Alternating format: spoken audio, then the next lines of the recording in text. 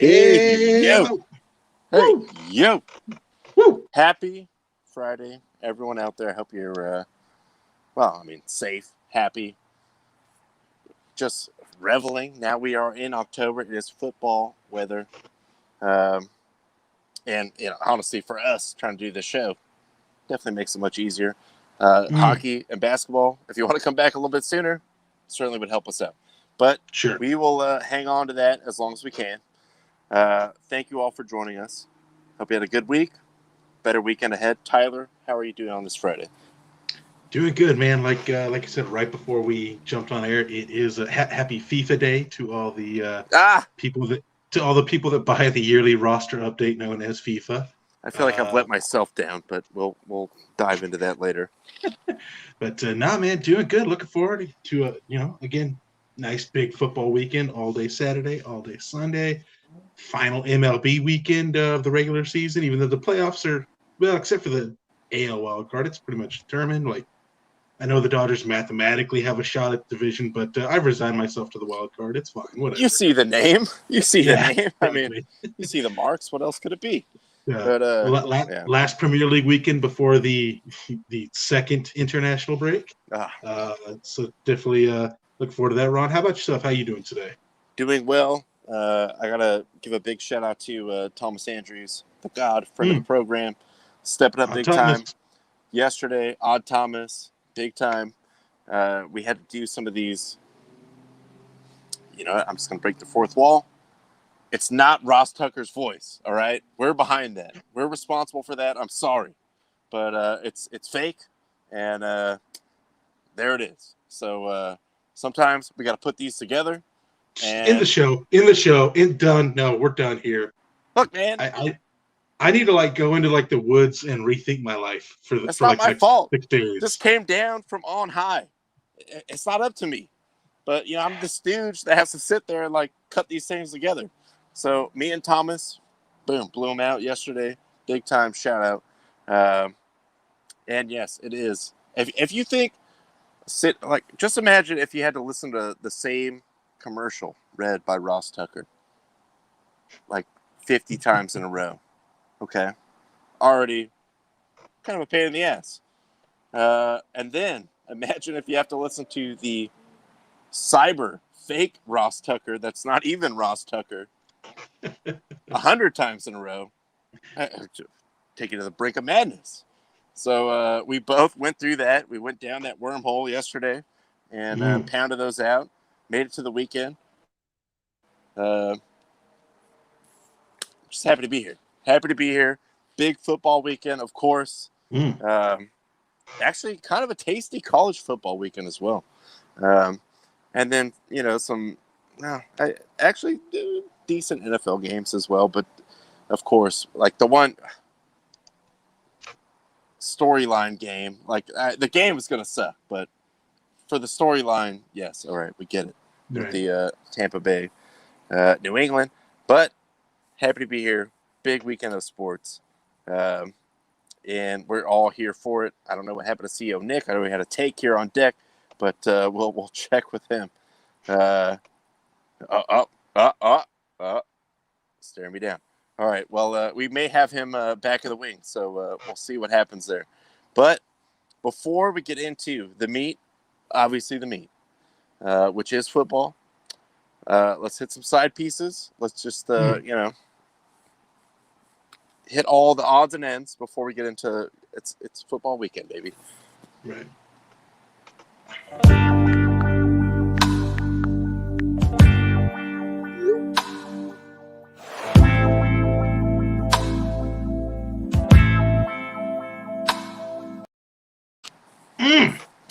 Side pieces coming in hot. Always puts you in the mood.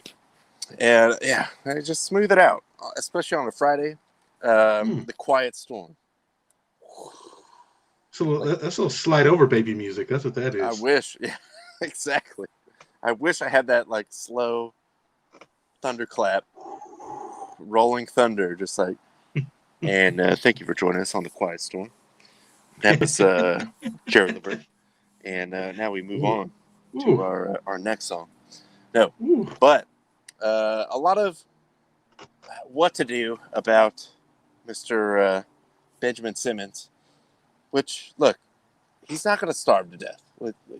Let's just He's not. Get that out of the way right now.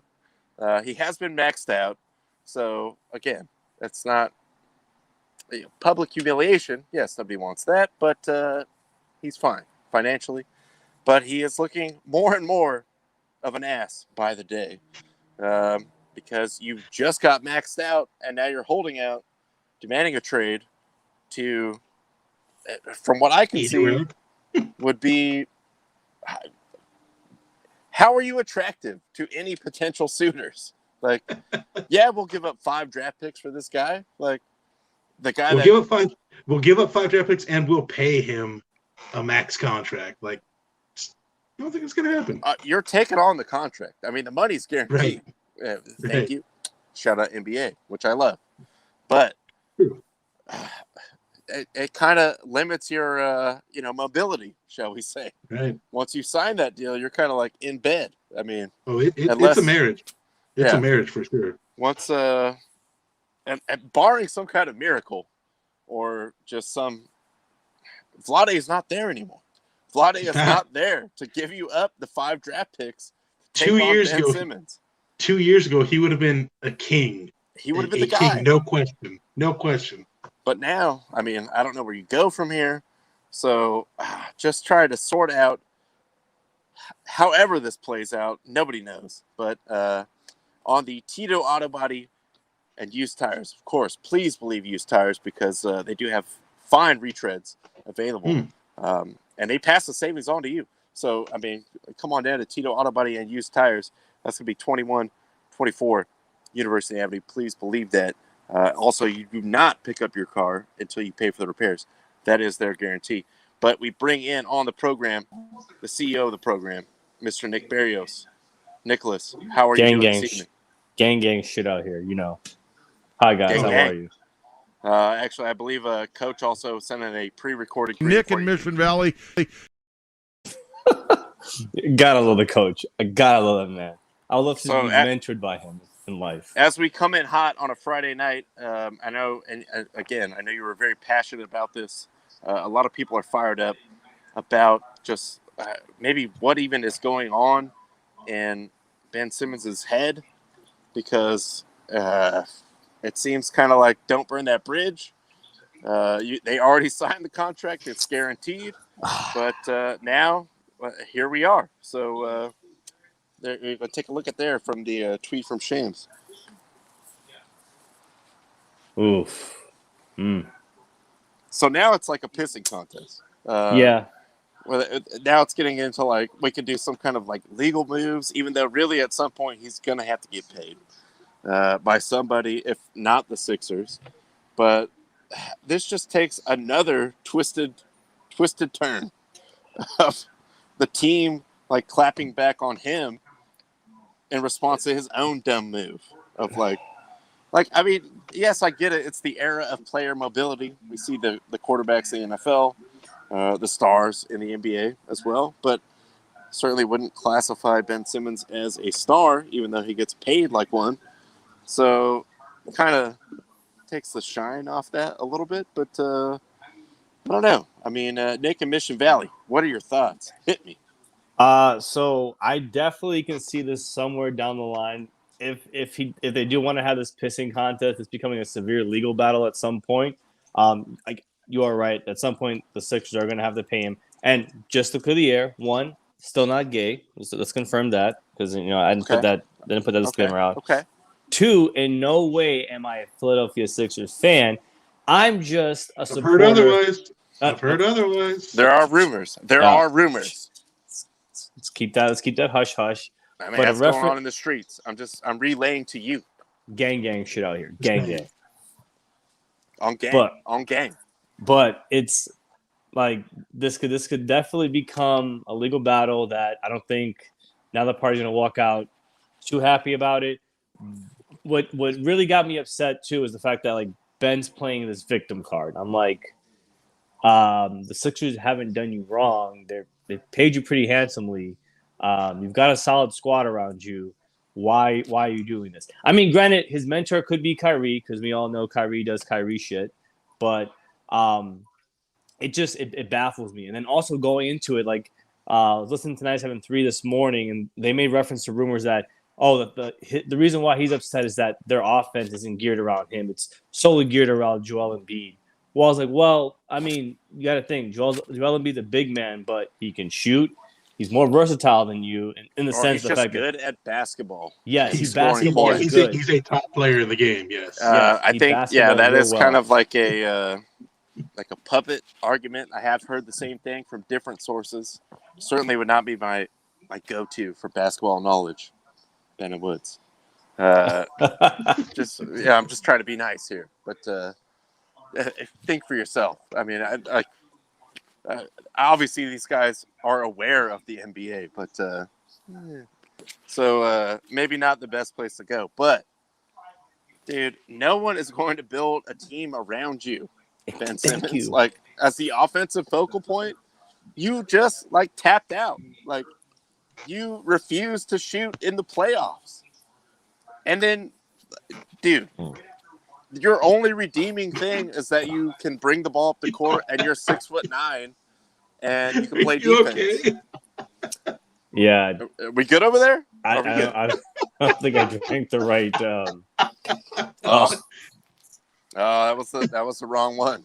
That's a chunky. That's a chunky. Did you drink out of a Lysol can? Is that what that was? And it's chunky. But there is no at all. Like, I mean, even if that's him and his agent, their stated position, dude, nobody is like, oh yeah, he just wants to go to a team where they're going to build the offense around him. There is no offense around you, dude. You suck. Like, you're good at being tall and you can handle the ball, and that's it. You're afraid to shoot and you're good at defense. Like, you can't be the focal point. Like, I would take 60-year-old LeBron who can't even walk over you right now. Like, I feel like he's going to give me more points than Ben Simmons right now, because there's no, where do you live offensively? Like, you don't want to shoot it. You don't want to go to the basket. So, really, what do you do? You're just a guy out there that's tall. That's how I feel. Like, I'm just putting it out there. Tyler? But he is maxed out. So, again, I'm not going to bash him for that. Yeah, I mean, that's the thing, you brought up earlier, this is the era of player mobility, but he, by signing this max deal and then doing what he does on the court, he completely took away that mobility. They're just, nobody's going to give up a ton of draft picks and eat that $30 million a year for, 5 years he signed on for? You're not going to do that for you're mobile if you have some kind of shoot. Leverage or value. But no one's going to build a team okay, cool, we'll get Ben Simmons, and then we're going to trade away 3 first-round picks, and then it'll all work itself out. And then we got to hope. Then we got to hope all the guys that aren't Ben Simmons and aren't getting paid like a superstar are going to score all the points. That would be a fun locker room, though. Ben Simmons as the star, at the offensive focal point, with a bunch of, I guess what at that point would be second and third round draft picks, whatever, guys from the G League, the Shanghai Sharks, whatever. Yes, salary dump kind of guys, veterans though. Still, would be dude, we're playing off this guy. He sucks. No, that's gonna fall on deaf ears. So, and the person I really feel for is Doc. Doc Rivers. After the Celtics, I'm like, man, it's not his fault. After the Celtics, you just can't really catch a break. You've had teams with the Clippers. Granted, I know it's the Clippers, but looking at that team, damn, you walked away with nothing, and you had a team, and then now this. That's why I don't feel bad for Doc, though. I'm like, oh man, he seems very well respected by NBA players in general. But his track record kind of speaks for itself. He got that one with the super team, especially when the Timberwolves just kind of gave away KG. There's no way. We just can't figure it out. So, we gift him to you so he can finally win one. And, of course, the McHale connection as well. But what has Doc really ever done? Like, I'm just take throwing L's. that out there. Just take massive L's with players that on paper, like, man, I should have won at least 3 titles, and he just took L's. Like, more L's than Tony Stark. It's not Blake's fault. It is not Blake's fault. Yes, you're right. Okay? It's not Blake's fault. It's not Blake's fault. It's on all of us. It's on all of us. I'm just like, oh man. But I mean, I really want to see where this is going to, like, how this is going to, like, go into the NBA season, because we're not that far away from preseason starting. Yeah, we're very close to the preseason, and the escrow move is certainly a weird twist to the tale, but like, I don't know what leverage Ben Simmons has in this case. Like, you are undesirable right now with your contract.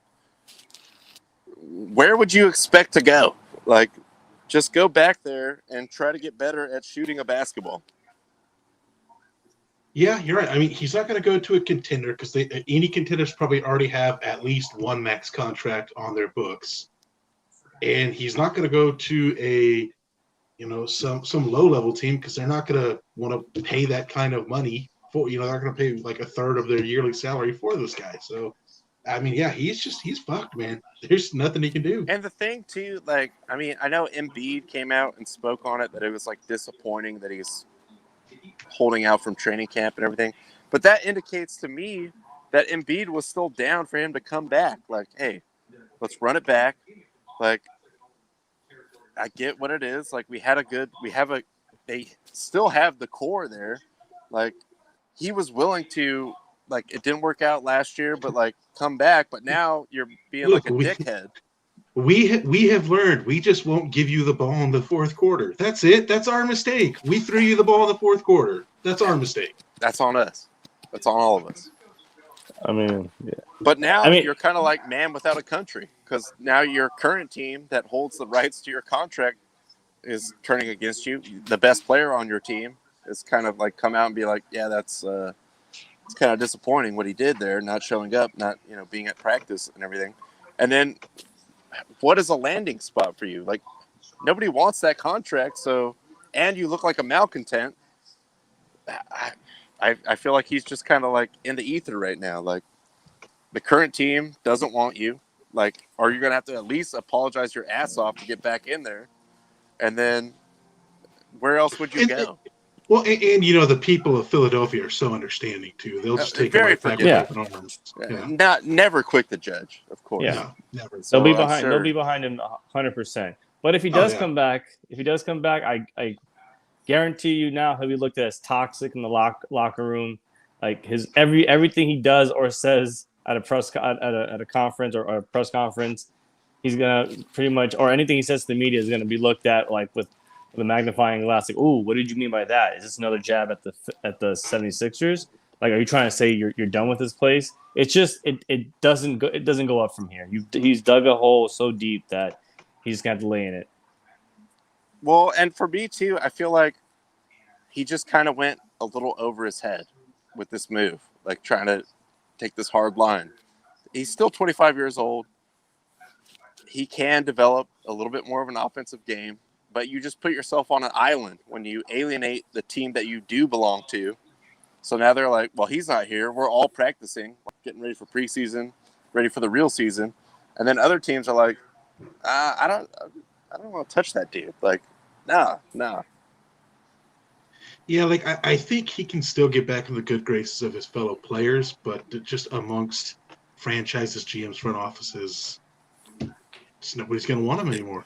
You kind of played yourself out. That's what it looks like right now. So you're or if he does go to another team, he did get the bag though, unlike Schroeder, who played himself out and did not get the money. Like, he could still have all the money and just be a dickhead, but now he's just a dickhead with no money. He's a dickhead with no money, but I guess less headaches. He's not battling the team that he's on for more money. So it's like, kind of, where do you tip the scale? Also, his explaining away, like, not to get sidetracked, but was pretty hilarious. In the, I believe the Boston Globe posted that article. It's just like, I didn't think I fit in there, so it just wasn't a good fit. I'm like, dude, $84 million. Yeah, find a way to fit in. Like, come on. You still have LeBron and Anthony Davis on your team. Like, most of us could just kind of like figure that out. Like, all right, well, maybe it didn't go great the first year, but I could have had all that money. We just got to figure out what you do. What do you do? You have all summers. We just got to figure out what you do. Yeah, for $84 million, I'm like, bro, what do you want me to do? Like, Dude, Michael Porter Jr. just got the bag. Oh, your boy, yes. Your boy, yes. Ronnie, a huge fan of this move. Big fan. This is a future MVP for years to come. Also, I'm not going to get into. I don't even know the guy's name, but if he's out here getting maxed out, what are we talking about? Like, I mean, good on him. Ben Simmons, show up and play. Like, even if you have a bad attitude, whatever. Like, you're still a valuable player at the things that you are currently good at, and you could develop the rest. But this whole like holdout, you're just in limbo right now. Like, nobody wants you right now. So I don't. It's hard times for his agent. I would say that for sure. The silver lining for this too is like for those players who are getting these max contracts, pretty much the whole bag thrown at them. Don't do what Ben Simmons does. Don't do it. And he already has the bag. Secured. Don't do it. And now you're just like burning every bridge, either direction. Like either out of here or back in here. Like nobody wants you now. Baron Robert Swift is playing in Spain, not Japan. At least still balling. He's still hooping. I'm not knocking it. I'm just correcting. He's not in Japan. He's in Spain. Ball is life. Which is way better than a Washington State penitentiary. Facts on that. Big time facts. I don't even have to put the entertainment purposes only on that because I think we all believe that. Yes. But we will see. We will follow the never-ending saga, seemingly, of what happens from here with Ben Simmons. All right, guys. I'm out of here. I'm gonna go see if I can get Dirty Ron to come on the show one day. Oh, please don't. We are efforting, but yes, maybe from a undisclosed location. I don't want to be there with him personally. For my own safety. But he would be, a name that we could get. So wait, CEO. You weren't tracking? I was gonna see if I could have him do autographs in your backyard. No, it's best that he doesn't come around. Especially there's a park here. There's a park with kids. Yeah, just elementary school. I don't think he's even allowed to be that close. Probably not. He just starts running out. He just like, hey, where is he? And you see him running around, styling people in the park. Like,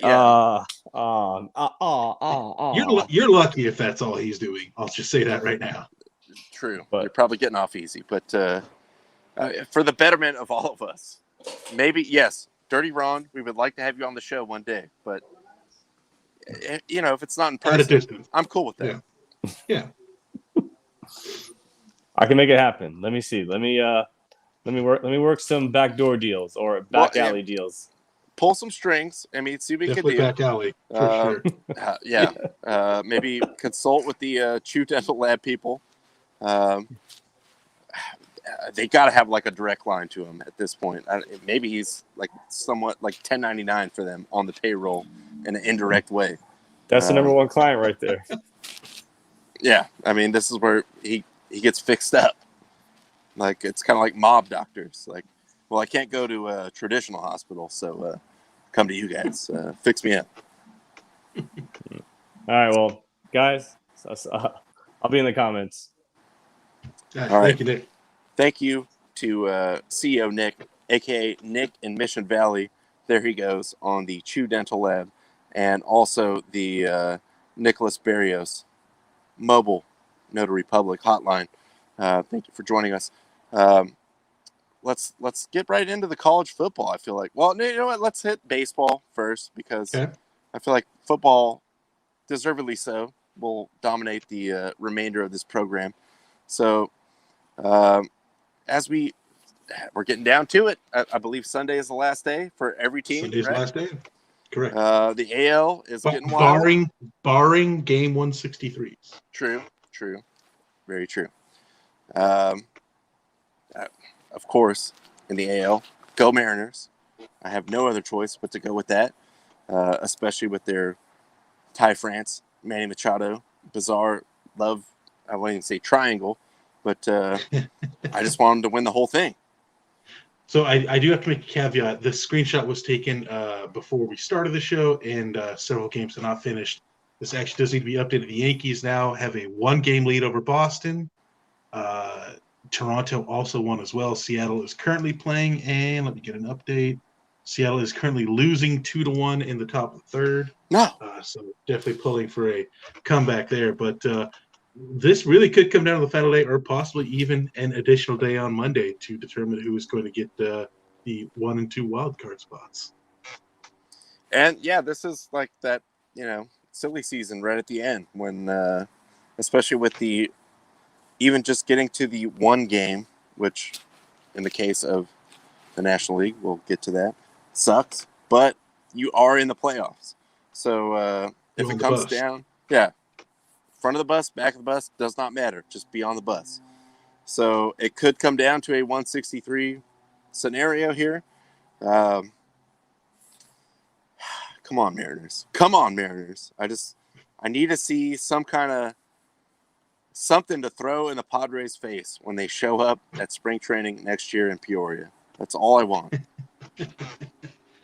I'm kind of still pulling for. I know a couple of days ago, Passon had tweeted out a scenario where you could actually have a 4-way tie between these teams for the 2 wild card spots, which I imagine would actually probably have to push the playoffs back several days so they could play out who would get those wild card spots. I'm just kind of rooting for that, with of course the Mariners being one of those teams to get through. I agree, to an extent. Also, just let's make it weird. Make Manfred kind of sweat it out a little bit, because why not? I mean, screw that guy. Let's get a Seattle-Toronto wildcard game, because I'm sure he would love that over a that Yankees one Boston is a game. Barn burner when it comes to ratings. Yes. Oh man, absolutely. That will set so many records. It will blow people's minds. But let's swerve over to the NL, where the Dodgers, again, 103 wins currently, possibly on track. I don't know what's going on. They are getting smoked. Oh, well, all right. That's fine then. I mean, at this point, I'm not even mad about it. Like, It is you're going into the 1 game, screw it. Like, whatever happens, happens. But there was some good, some bad moment in the game night before last. The bad moment was Gavin Lux killing himself on the State Farm sign in center field. But, he's not used to playing out there. Come on. And he went for it. He just went straight for it. I mean, to the point where you cannot deny the effort. He violently went for it. But, all indications are he will recover. And silver lining to that game is that the Dodgers just went off on the Padres. 5 home runs? 4 home runs. 1 home run in the 7th, 4 home runs in the 8th. And then 4 after that, yes. So Padres stay the Padres. It's it sucks to suck, but there it is. And I believe that same night, unrelated but yes related, in the Arizona Giants game, our guy Petey Crack, Pedro, just saying what needed to be said, what we're all thinking all the time. And this was live on MLB TV. He's never been called for a balk in his career, Luke Weaver. Well, the umpires don't know shit about what they're doing. Pedro. I think we're on a delay. Fingers crossed. We'll clean that up for the rear. That was... I mean, he's not wrong. Love that man. He's just saying what we all want to say, but he has the platform to actually say it. Yes, calling out the umpires for being shit as they are. I think there's like 3 good umpires in the major leagues this year. That's pretty much about it. But yes, Pedro, never one to mince his words for sure. No, I mean, I've always been a Pedro fan. It sucked, when he was on the Red Sox because I hate the Red Sox, but I never hated Pedro. And he also came from the Dodgers. And that. I believe traded for Delino to Shields. Delino to Shields and to Swords, yes. But we don't have to get into all that. That's in the past. we leave that, behind. But yes, Pedro will let it fly at any moment in time. And you could see there was like one guy hosting the show was like, whoa, come on, man. And then everyone else just laughing their ass off. Like, oh, well, he's not wrong, but probably shouldn't say that on TV. But like, I do appreciate there's always the one professional of the group. Like, gentlemen, a little decorum, please. Gentlemen, please, a little decorum. It's a family show. But let's actually, you know what? Let's hit NASCAR real fast, because we are in the playoff stage. And I see you on hold. No ID. Stay in the hopper over there because we're bringing you in. We get to the football. Dirty Kyle Larson, America's favorite, maybe iRacing's least favorite, but with quite a career renaissance and really just a outstanding season. The one thing I will say in defense of Kyle Larson is it's just kind of like that thing, like in football, like you could be a total scumbag, and I'm not even lumping him necessarily into that, but he is very good at driving cars fast. Like it could be a sprint car, like he's winning on dirt tracks, he's winning whatever, like he's shown up to these like late model things and still rolls up to the Cup Series and wins a lot. Yeah, I mean, look, he's finding himself a career resurgence in his year back. So good for him. Look, America loves a comeback story, and that's what Kyle Larson has proven here. You can also see in the standings Denny Hamlin with his win last week in Vegas. He is automatically through to the next round. So whatever happens these next two races is irrelevant to him. But there you can see the rest of the top 8. And then we also have the next, where is it? Stupid StreamYard. Thank you, StreamYard. But it's getting tight for our boy, Kevin Harvick. Yeah, look, only 7 points back. Like, he had a decent enough showing in Vegas to get some points, make up a little bit of ground. But, like, this week's going to be tough. Talladega, Super Speedway means restrictor plate, means the big one. Lots of crashes in that race. And then next week, I think are they in Charlotte next week?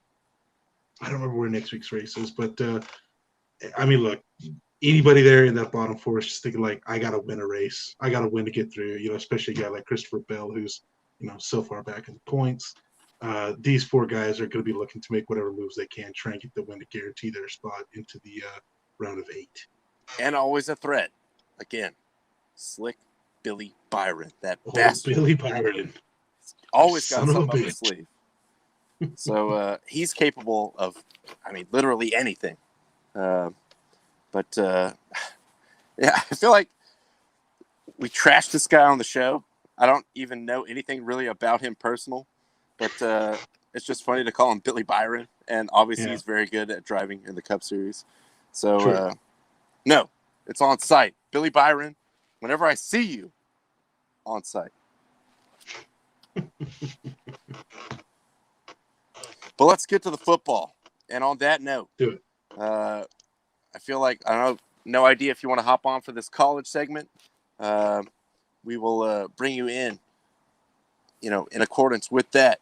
So on the Roller Rink Celebrity Hotline, we welcome into the program No ID Justin as we get to the football, which is what this weekend is all about.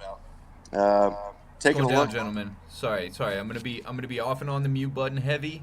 I got a lot of loud children about 20 yards from my vicinity, so understandable. Not even gonna ask questions. The less we know, the better. I could have you don't have chicken to. coop going on. For what it's worth, just to protect me against any litigation or further inclinations, there is a church that I am adjacent to. So that church has let loose for the evening, and it is quite loud. So bear with me. And again, the entertainment purposes only extends to we are making no claims on any kind of religious beliefs, anything like that. But please, like, we cannot be sued because we honestly cannot afford it. Like, Amen, please, and praise please all believe of that. There is no way we can afford to be sued at any point. So let's take a look at the college slate going on. Iowa at Maryland. Maryland, I mean, yes, they are undefeated. Iowa also undefeated. Big Ten Insider, how are you feeling about this? Because so the thing is, you will notice this game is actually currently going on. As you can see, it says Friday on the top there. All right. Just because I had clipped some of these games a couple days ago, so when I dropped them all in, it was like, oh yeah, I forgot this was on here. I will just say this: I would have taken Iowa. I like Maryland. You know, they've got baby Tagliaviola as the better one, as Rick Ross would say. They are still getting slaughtered. Iowa is the real deal this year. Their defense is solid. They are currently up 51-14 with about 7 minutes left to play. So Iowa looking to continue their undefeated run. And man, they're looking good. They're looking really good this year. I'm just kind of falling in love with a scenario where the Dolphins just suck all year and end up drafting the other Tua Junior. Baby Tua, yeah, Baby Tua. He throws a catchable ball. Let's be honest. This just ensures that we'll get another, packed off season of Kirk Ferentz is up for this NFL job. Kirk Ferentz is up for this NFL job. So we got that to look forward to. Even though I believe his contract with Iowa is a lifetime contract, does not have a it runs through 2070, I believe. Hey, that ain't nothing but a word, baby. That is true. I mean, that is actually true. You got enough money, you can buy out any contract, right? On to the next one here in the hopper. I think this one does have some potential. Georgia's defense is outstanding. I mean, it looks like, well, it's certainly better than like the Jets defense. Looking at them this year, and Arkansas has just defied expectations. So definitely looking forward to this. And I know it's early in the morning, which will be nice. Yeah, I mean, it's definitely not a matchup you would have had circled at the start of the year. But like you said, Arkansas has just been on a nice run, beat some teams you think they shouldn't beat. Georgia, the offense has been, hit and miss at best, but the defense is as solid as it gets. I don't know why Arkansas Slim is on here now. Well, I mean, isn't it obvious? I mean, come on. But yeah, like, it'll be tough. Arkansas having to go into Athens between the hedges to get the win here. Like, they've had a great season, but I'll say this: I might like Arkansas to cover. That, but I don't think they're going to get the win.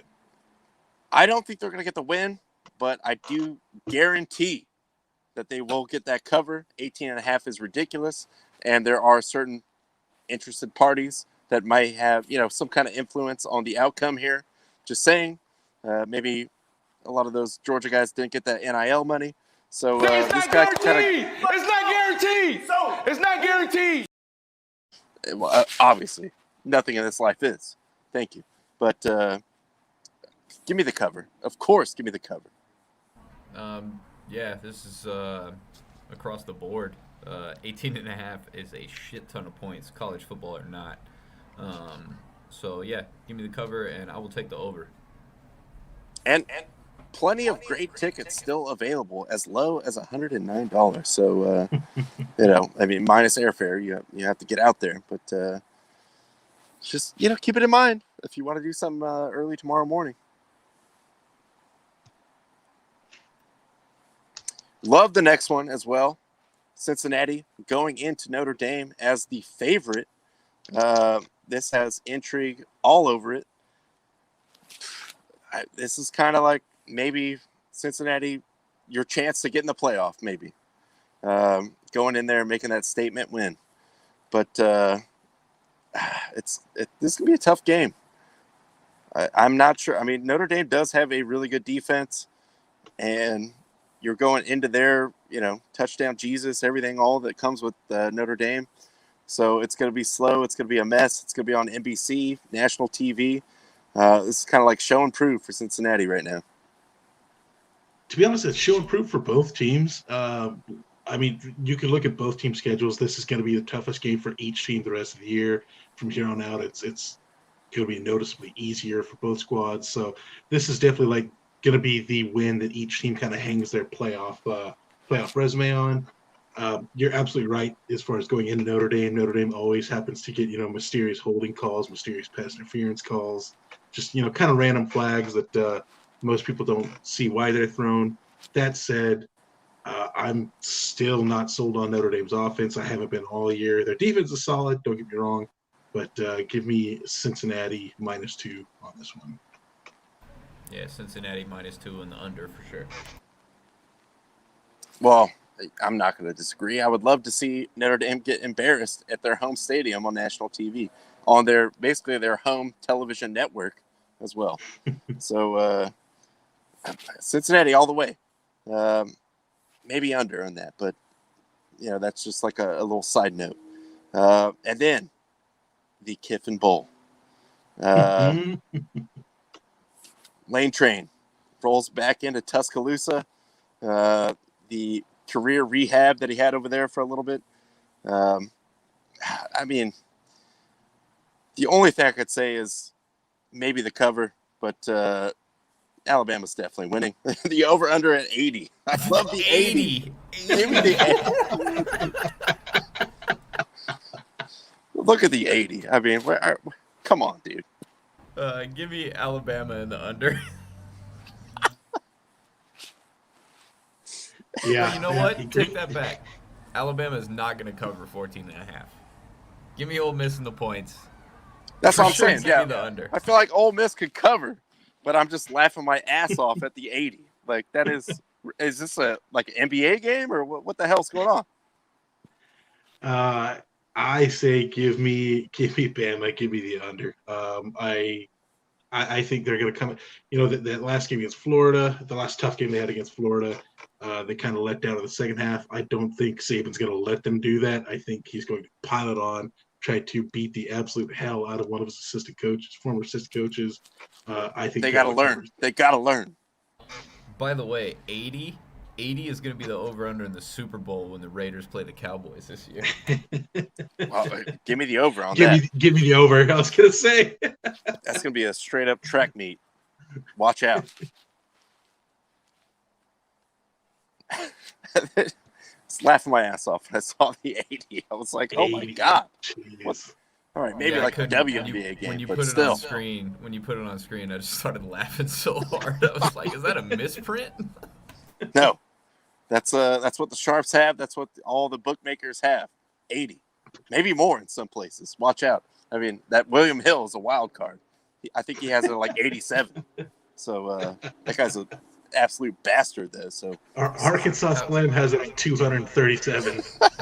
How great? Well, he's got inside information. How great would it be if everybody just came in hot on Alabama, and it just somehow that got bet up to 100? If we could see a 3-digit over/under, that would be the greatest thing on earth. Everyone out there, do what you can. Every man, woman, and child within the sound of my voice. We got to do what we can to move this line up to 100. Can we get to triple digits, please? I want to know, if you can look back at, the old WAC conference, they had to have some over-unders around 100 because nobody played defense in that conference back in the day. Oh, dude, they're the Big 12, man. Big 12 had to have something like that. But yeah, even I'm thinking about Big 12. I'm like, dude, 80? 80? You can't just start before the game even kicks off at 80. Jeez. It's ridiculous. But, with bated breath. And also 87 degrees, partly cloudy. So that could affect the lines there. And tickets, certainly much, much cheaper than the Arkansas-Georgia game. So just keep that in mind. Moving on, Baylor, I don't want to say darlings of the Big 12, but kind of the surprise of the Big 12. Going into Oklahoma State, 2 undefeated teams getting together. Of course, give me the over, but Baylor they have showed out. So it's hard for me to really pick a winner here. But for the record, this is great that Baylor's on the screen. Highest over-under on record was in 2015, and that was Texas Tech v. Baylor. And that over-under was set at 90.5. Woo! They probably covered, too. Yes, they did. What a game! That's not game. Even surprising. Tyler, your thoughts. Go ahead. I'm sorry. Yeah, this is tough. I mean, this is like I haven't watched a ton of both teams. I've kind of caught maybe like one full game for each team, and then kind of plotted highlights for several other games. But this is a tough one. Oklahoma State, kind of over the years has been expected to be in this position. Like you said, Baylor is definitely surprising everybody. I'm still gonna go with the home team. Give me the home favorite to cover the 3.5.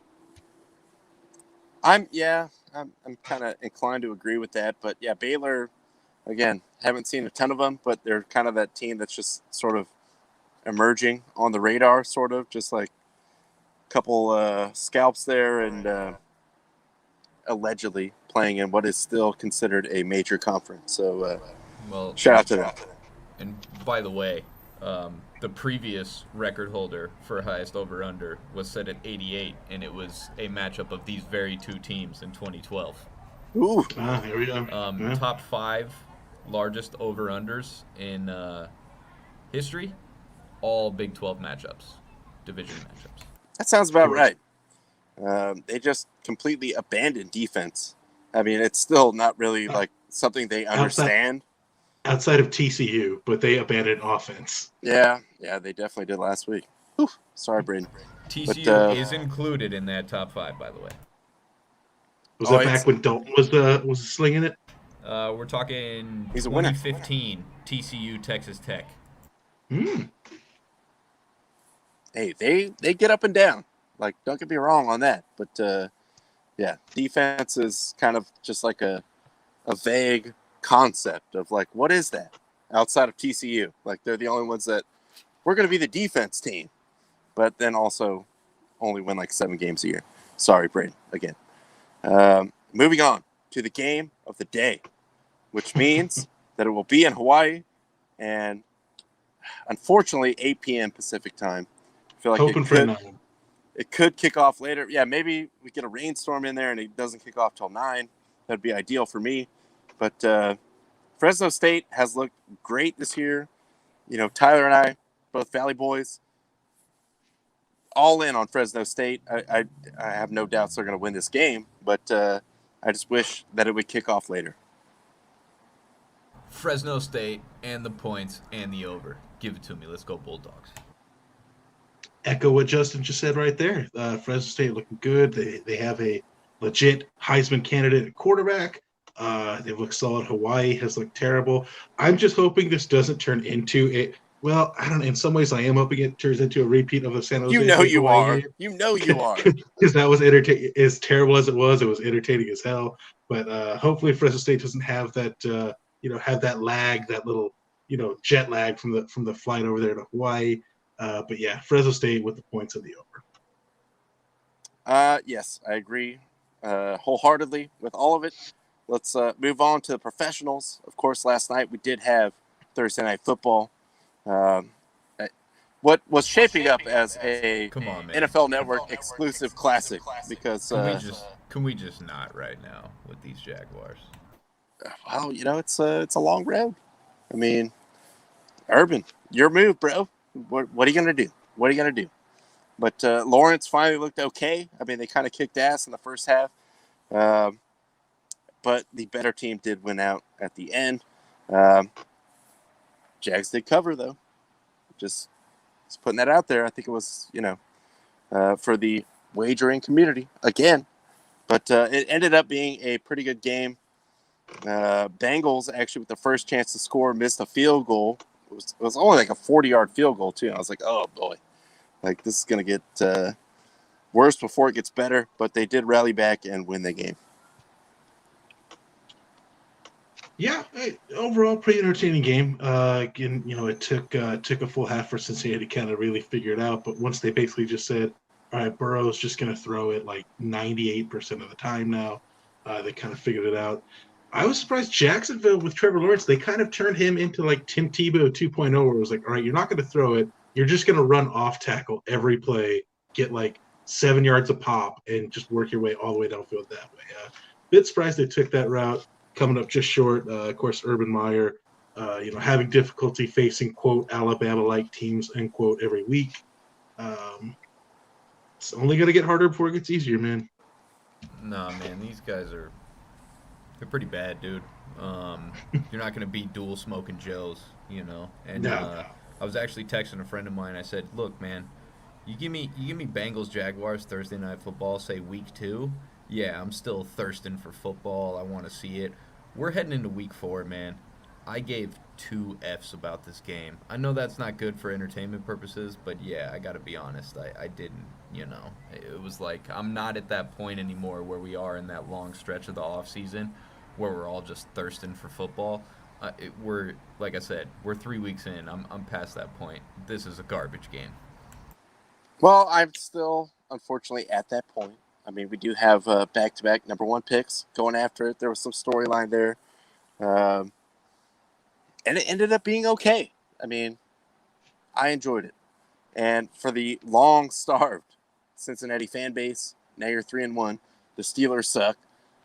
The Ravens, I mean, the Raiders beat them. Come on. There's always a chance. There's always a chance you can get these guys. And where do you go from there? So, hey, shout out Bengals. I'm telling you, man, dual smoking Joes. Burrow smoking cigars, mixing smoking blondes in fast food restaurants. In the face. Allegedly. Entertainment purposes only. Again, I don't want to indemnify myself here. Justin, I can certainly understand your position on not caring about the game. I mean, I've always said, going into this game, it's going to be entertaining whether it's good or bad. It's either going to be really good football or bad football. We actually got a little bit of both in the game, strangely enough. Yeah. So I still found definitely some entertainment value in this game. I enjoyed watching it. It definitely not going to be anywhere near like a top 30 list at the end of the year, but still enjoyed it. Had fun. You got to understand too. It's tough for guys like myself and Ronnie who already know what the Super Bowl matchup is going to be. So every game that doesn't include one of those 2 teams is irrelevant to him or I. Yeah, but you got to think from like the common man standpoint. They don't have to carry that weight every single weekend. Like just that's true. The not knowing. Like, I mean, we know, but I can't just like throw that in everyone's face. No, you're right. You're right. We got to relate. We got to be relatable. Fuck you both. I speak for the common man. You elitists, you 1%ers.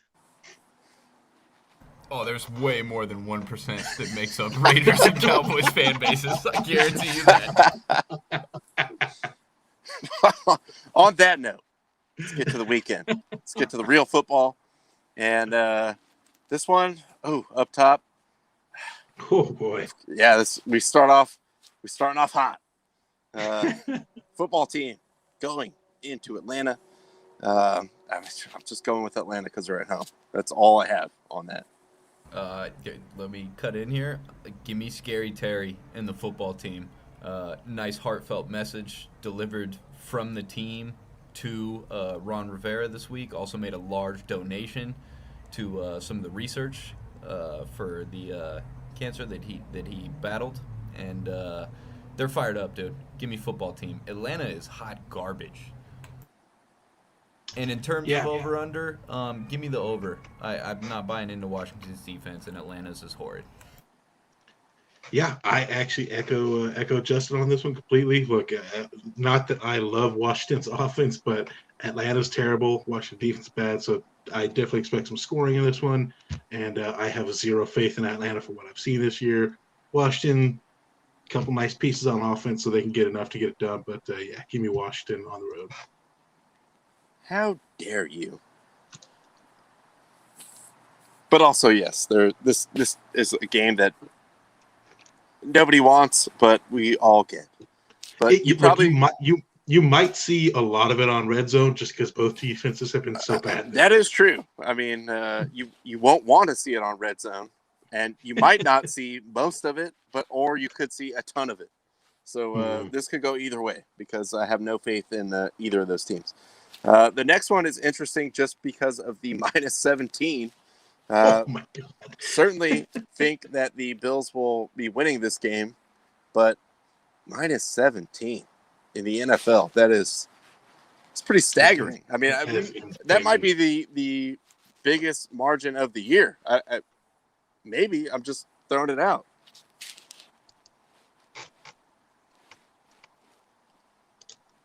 Yeah, that's just wild. But I mean, like Houston without Tyrod, the offense hasn't looked great.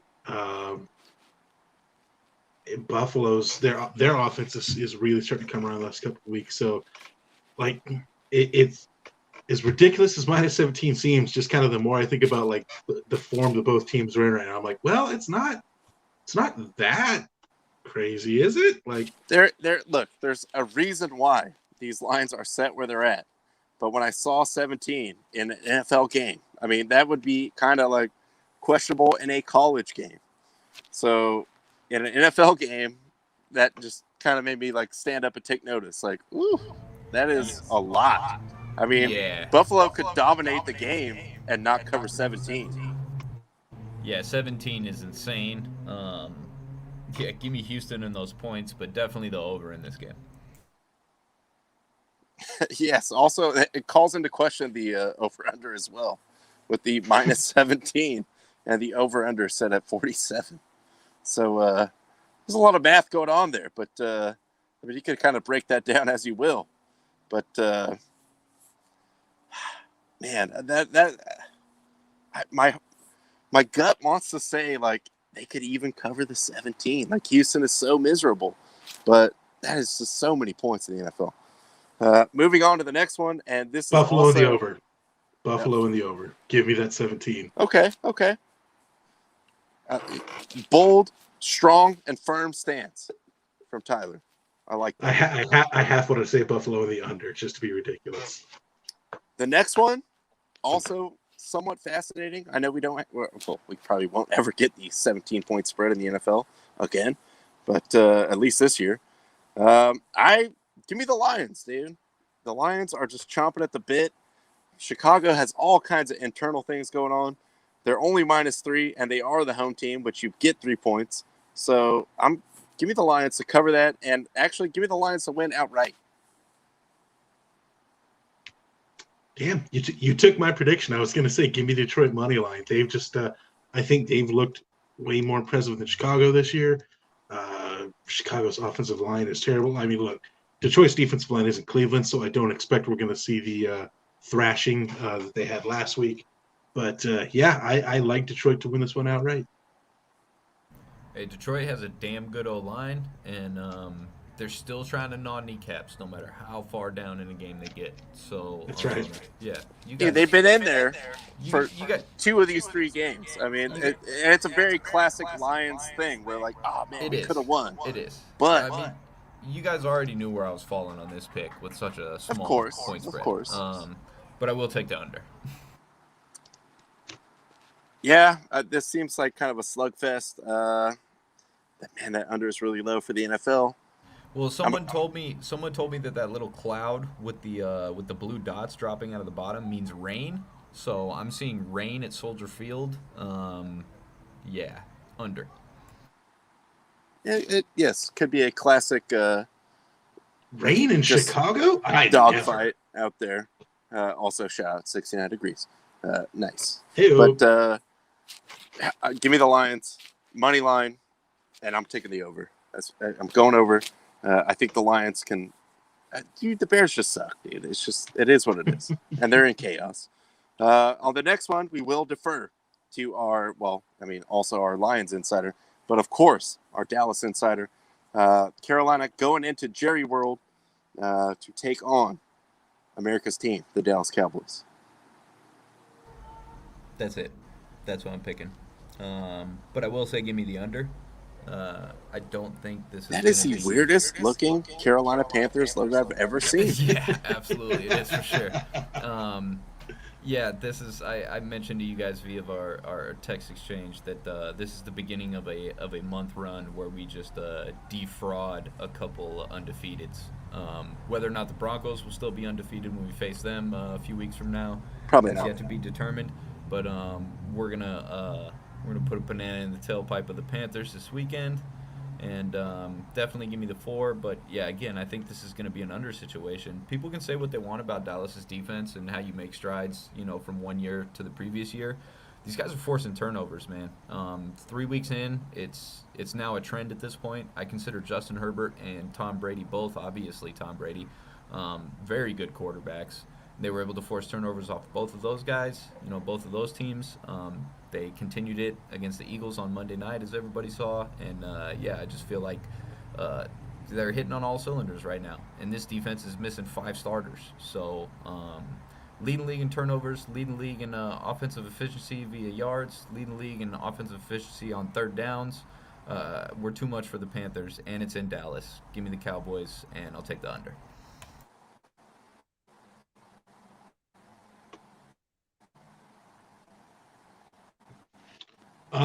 Yeah, well said. I'm going to all that. Dallas will cut. Oh, no, we just lost Ron. Went on too long. We lost him. I know. It's your fault. Jeez.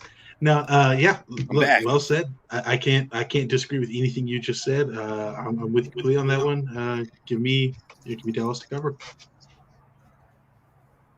All right, take us into the next one here, please, gentlemen, while I sort out my camera situation because it seems like the other camera's dying. Here? Oh, we got the winless Indianapolis Colts to everyone's shock and dismay. Everyone's shock and dismay. Winless Indianapolis Colts heading to South Florida there to face the Miami Dolphins. And what do you got here, Tyler? Man, Indy's offense led by 2 sprains, just hasn't really gotten going. Jonathan Taylor one sprain now. He's down to one sprain. Down to 1 sprain. He cut the amount of sprains in half, ladies and gentlemen. That's right. Touched by the hand of God. They Jonathan Taylor still hasn't gotten that touchdown yet. I kind of thought he might get it last week. Before last week, I would have said give me the Colts unquestionably, but after seeing Jacoby Brissett ball out against the Raiders, give me Miami. I think Brissett's going to keep that going against probably what should be what in theory is a better defense, but give me Brissett Miami. Finally, a disagreement. There we go. I look at this game similar to the way I look at Detroit and Chicago, to be honest with you. Indianapolis is a much better team than their record dictates. I understand the quarterback situation. Give me Indy to go into Miami and win that game. And I will take the under on that one as well. I will agree on the under, absolutely. I will take the under as well. I'm going to go with the Dolphins, though, at home. I think, and obviously Indy has to have this game, but I think kind of it just looked like, dude, I honestly, there was points in the game against the Raiders where I was like, we would be crushing these fools if Tua was playing. Like, there were certain points where I was like, Brissett is just better right now in this moment. Like, as far as, like, the response he's getting from the teammates. Like, he's put him in a better spot. Like, Tua just, I don't know what's going on with him, and they're always having some weird drama of, like, benching him or whatever's going on with his situation. But give me the Dolphins. Strength of schedule, come on. Justin, to your credit, I will say this: Indy definitely is better than their record shows. They've had a pretty tough opening slate. Tennessee, Seattle, and the Rams. That's a tough stretch. Like lots of teams can go 0-3 in that run. So I agree that Indy is better than the record shows, but give me the hot-handed Brissett. You guys didn't change my mind. Move on. All right, so on to the next one. There we go. This seems kind of intriguing to me a little bit. Minnesota at home, and they're, you got 2 points on your side. Kind of going back in the right direction compared to I know the expectations were a little bit higher than how they start out the season. Browns are pretty good. Don't get me wrong, but anyone can sack Big Ben, or just get at like the Bears. I mean, come on, dude. With like, they just ran over the Bears, but who cares about the Bears? Like, I kind of don't get me wrong, going under in this, but give me the Vikings, dude. Oh, dude, I'm going over all day and give me the Brownies. I can't disagree with Justin. I was going to say, give me the over, give me the Browns in this one. I still don't trust Minnesota. I know Kirk Cousins has actually been statistically having a really good season, but I still don't trust him. I don't trust Minnesota. Hey, any given Sunday, if he dies, he dies, man. That's right. By the way, did you guys hear about that Rocky IV extended cut coming out? I saw some mention of that. Hear about it. This motherfucker might already have his tickets, ladies and Attaboy. gentlemen. No, Thielen's going to have 3 touchdowns, and the Vikings are going to win, but I'm sorry you guys are wrong. Going on to the next one, we really don't have to talk about it that much because even if the ultimate wild card, that is Jameis, is out there, which he will be out there, but the Giants just suck. I mean, the Giants are barely a professional team at this point. Too easy. Saints in the over. Yeah. Yeah. And the cover. On to the next one. All right. On to the next one. Great. Now also, we get this. Yeah, great. Another kind of a layup here, so we can just get into the afternoon games. Tennessee is going to beat the shit out of the Jets, even at home. Just forget about it. Derrick Henry, he already has like 450 yards or something stupid. And the Jets are also miserable. I mean, what a situation to have just 2 nightmare teams that play in the same stadium at the same time. Kind of like the opposite of the SoFi situation going on in the Meadowlands right now. Yeah, even as bad as Tennessee's defense has been, like, this is the week that their defense is like, hey, we might actually like fucking hold a team to under 10 points. Yeah, Tennessee in a runaway on this one. Yeah, no, Tennessee for sure, but yeah, under. It's just Jets can't score points. The game also might last like exactly 1 hour because Tennessee is just going to run the ball every single play. I think both their receivers might be out of the game. They're just going to need Derrick Henry to run it like 50 times. I actually saw a tweet that said Derrick Henry's fantasy projected stats have been adjusted to 82 carries and 762 yards. I saw that. And give me the over on both of those. I am in no position to disagree with that. This could be, you might have like also, a couple of like the highlights of the day on Red Zone, but then you will never see this game ever again. Like 2 80-yard touchdown runs from Henry, and that's it. Julio's out, and I'm drawing a blank right now. Right? But yeah, their number 1 is out as well. Yeah. So this one, don't watch it. If you cannot watch it, don't watch it. Just look on Red Zone. You'll see like a couple of Derrick Henry like 2-yard touchdown runs early, and then just a bunch of like 50-yard touchdown runs. Derrick Henry has every calendar in his house already peeled back to December right now. He's convinced himself that it's December, and he is just trucking people for days. Yep. Again, the Jets is like, is this like we're doing a scrimmage or what's the deal? Like this is the actual team? If you've got Derrick Henry on your fantasy team, congratulations, you've already won this weekend. You lucky bastard. Son of a bitch. Let's get to the afternoon. Well, I know there's a lot of noise because the Eagles fans are very loud and proud. But Philly fans loud? No. I know. It shocked me as well. Like I was caught off guard. But yes, even at home +7, no. Kansas City, well, against the spread, yes, we know their record. I still think they cover that. I don't know what is going on over there, but Kansas City got to get right. And what better team to do it against than the Eagles? Yeah, give me Kansas City. Give me the over. Eagles are garbage. Yep, Kansas City the over. The Chiefs have lost 2 in a row, very close games. They're going to be pissed off. They're not going to let this one be close.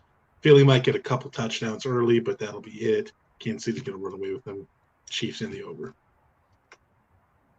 And Andy Reid is back healthy. So, if anyone was concerned, he's not going to do like a Hugh Freeze thing and coach it from his bed. But no, Chiefs all the way. They cover. I'm just saying over just based on them because they're probably going to score like 45 points on their own. And Andy's going to have a couple cheesesteaks waiting for him when they land the plane too. Right. That's right. That's how you get that hydration. On to the next one. Yes, 2 undefeated teams. Rams at home. I mean, this does have the makings of a very good game. The Rams are just better, I think. But would be a huge statement if the Cardinals were able to win this game. I think it might be a little close in the first half. Maybe some intrigue there. But I'm going with the Rams all the way. Definitely the over. And I'm going to say Rams cover also.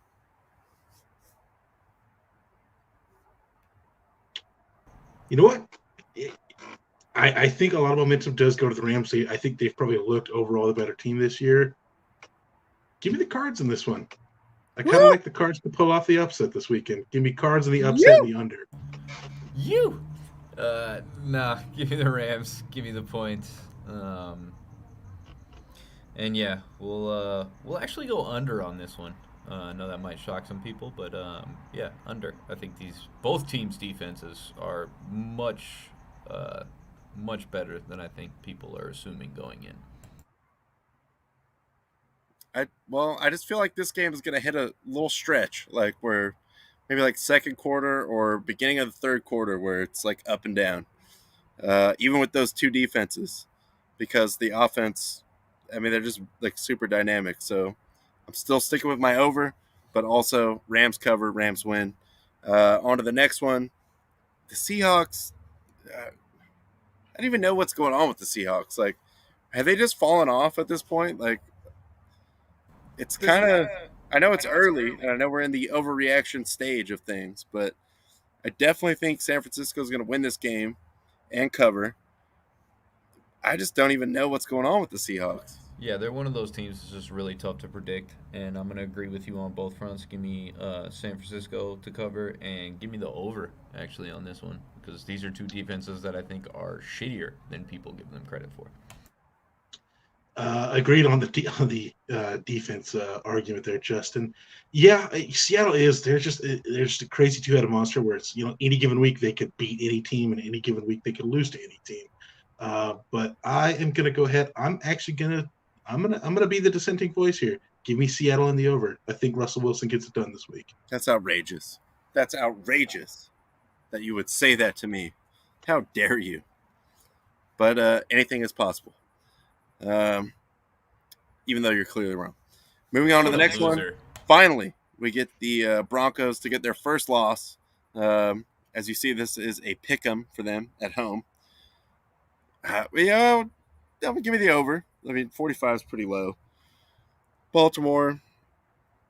Yes, I know it is kind of a black mark that the Raiders did beat you. That's unfortunate, but we're going to be a lot of people this year, so don't take it personal. But, yeah, Denver has just not played any actual professional teams until now. So it's kind of like a reality check for them, even at home. I know Mile High is crazy. Bronco fans are super annoying and crazy. But I think Baltimore all the way and the over. I will take Baltimore, but I will take that under, motherfucker. No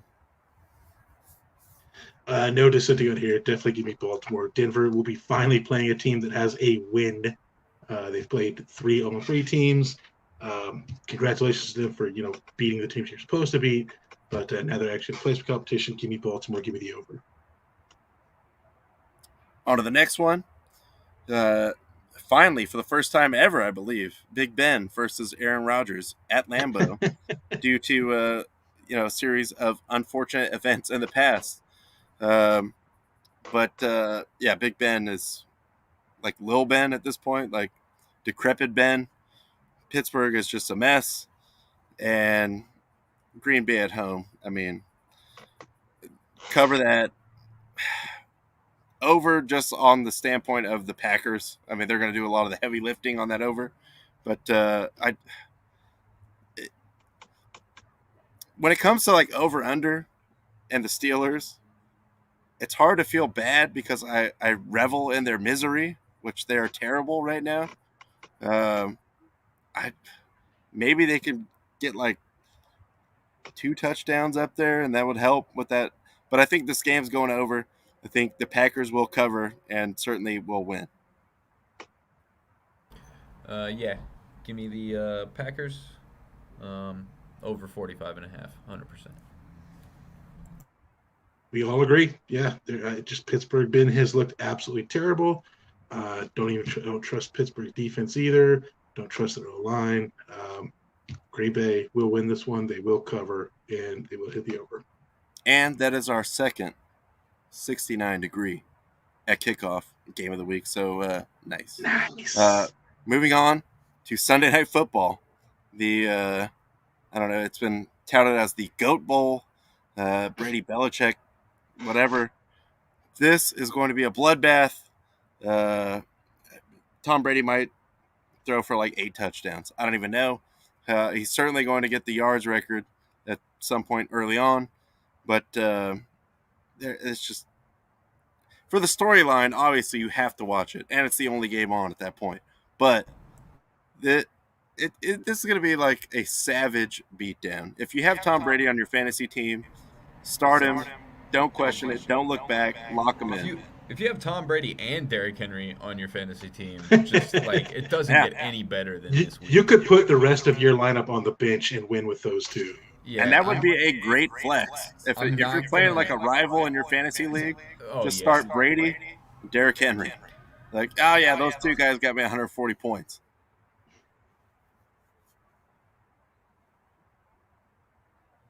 I mean, Ronnie, you hit the nail on the head. Like, look, I think I said it earlier this week, if Tampa hadn't gotten just resoundingly beaten last week, maybe I'd think Belichick could pull something off and maybe keep a little bit closer. But Brady's gonna be pissed off about losing this week, so he was already gonna light New England up. Now it's gonna be even worse. Tampa Bay to cover. Tampa Bay themselves might get the over under.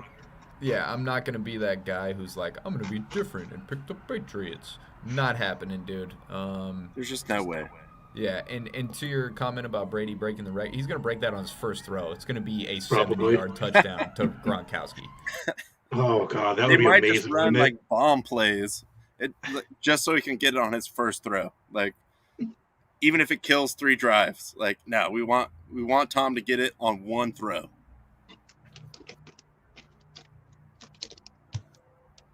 But, yes, Tampa Bay alone.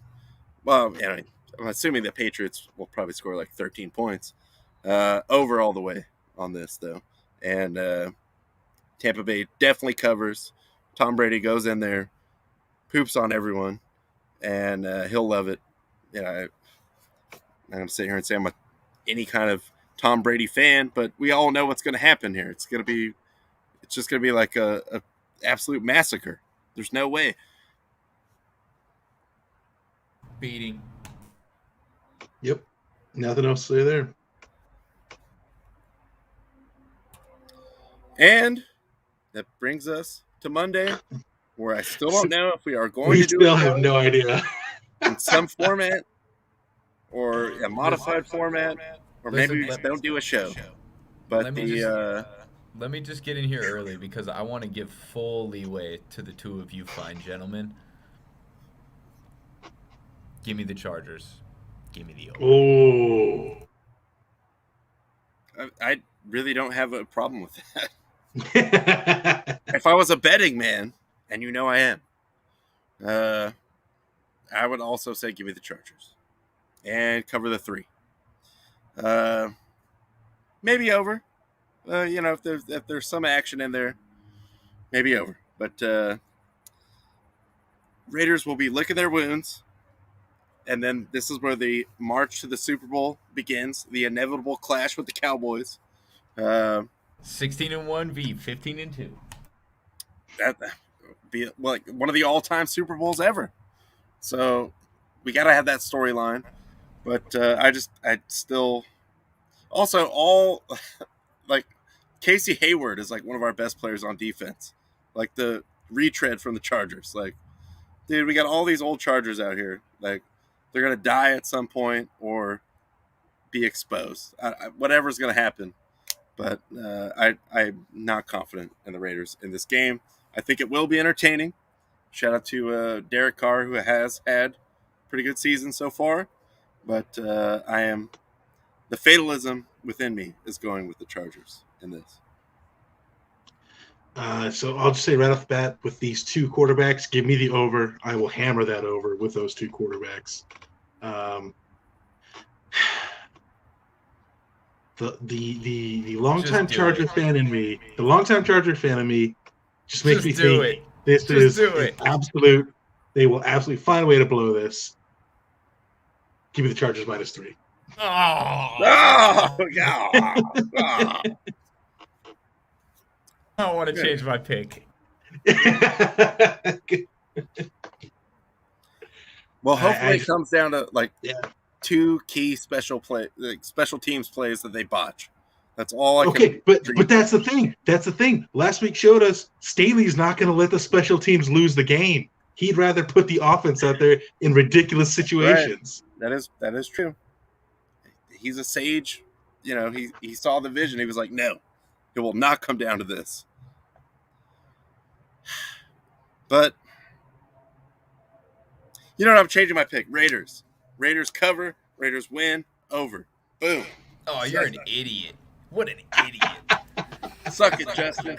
Suck it, Tyler. Suck it, America. It's about that nation, baby. We still got to figure out how we're going to do this show. It's going to be a fun Monday show. I don't know. It might only be me and you viewers at home. That might be the way that the show consists of. There's a small part of me that actually liked a suggestion that you gave the other day, Justin, which is all three of us have to be on here. Ron and I cannot watch the game, and we can only go off of your reactions. Yeah, I do think that would be phenomenal viewing. Like, I'll just have the game on my phone, but I'm going to have a game cast and just a shot of your face reacting to what happened. Yeah. And then I'll just have to, figure out the in-between. You guys try and turn on your red zone. Try and turn on your red zone channel, and it's just my face. just you flipping us off. That's it. Well, I'm sure it's going to be terrible for both of us. Either way, whoever it'll wins, be miserable. It's going to be very stressful and horrifying. But I, for one, look forward to it, and it's nice to have the boys on Monday Night Football, right? Huh? Hopefully, for the sake of us putting together some semblance of an actual show, one team is just beating the shit out of the other one at halftime. F&A, man. I suppose that's true, but we will see what happens. I thank both of you gentlemen. I thank CEO Nick for coming in and shitting on Ben Simmons, even though he's an easy target right now because he's just an idiot. Future New York Nick. Ben Simmons, by the way. If anyone was born to be a Nick, it's him. Especially with the positive kind of momentum they got going right now. There's only one way to really torpedo that thing. That's Ben Simmons. Ooh. So I could definitely see that happening. James Dolan would trade for Deshaun Watson right now if he could. That's actually true. There's no lies in that statement. That's all I have. That's all I have. You guys enjoy the weekend. So much good football out there. Of course, NASCAR coming down to the wire for my NASCAR people out there. Premier League, we didn't even get a chance to touch on that, but shout out. Big Europa scary League game for our Hammers this weekend. Oh, man. Nobody wants the bees. Not the bees. Not the bees. That's nightmare fuel. But thank you all. We will get back with you maybe on Monday. Tyler, do you have any parting shots, wisdom, anything? Suck it, Raiders. Suck it, Ronnie. Go Chargers. 15-2. I deserve that. 15-2. I deserve that. And Cowboys 15-2. There you have it.